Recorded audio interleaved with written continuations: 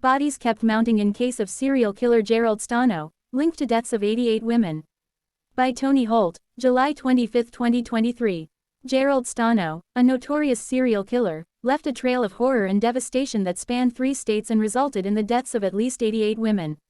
Prosecuted for 33 of these murders, Stano was executed over 2 decades ago, but the true extent of his killing spree may have been even more chilling, according to the investigator who tirelessly pursued him.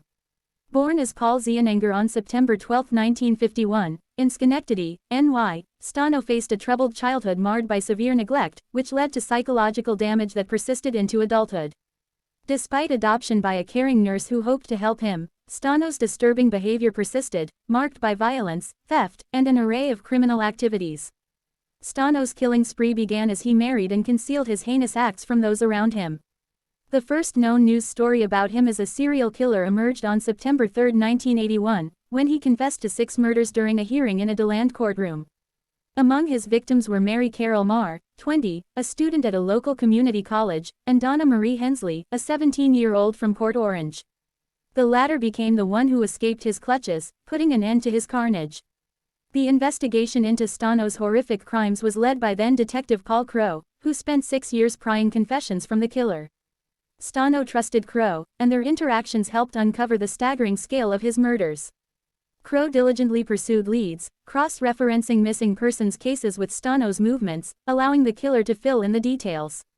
Kathy Kelly, a longtime reporter and editor for the News Journal, also played a crucial role in earning Stano's trust and gathering information through interviews and letters he wrote while on death row. Described as confident and charming, Stano had a sinister method of choosing his victims, seeking out vulnerable women whom he could overpower. He would often approach women walking alone, making them easy targets for his sadistic desires. His method of murder ranged from shooting and stabbing to strangling and drowning.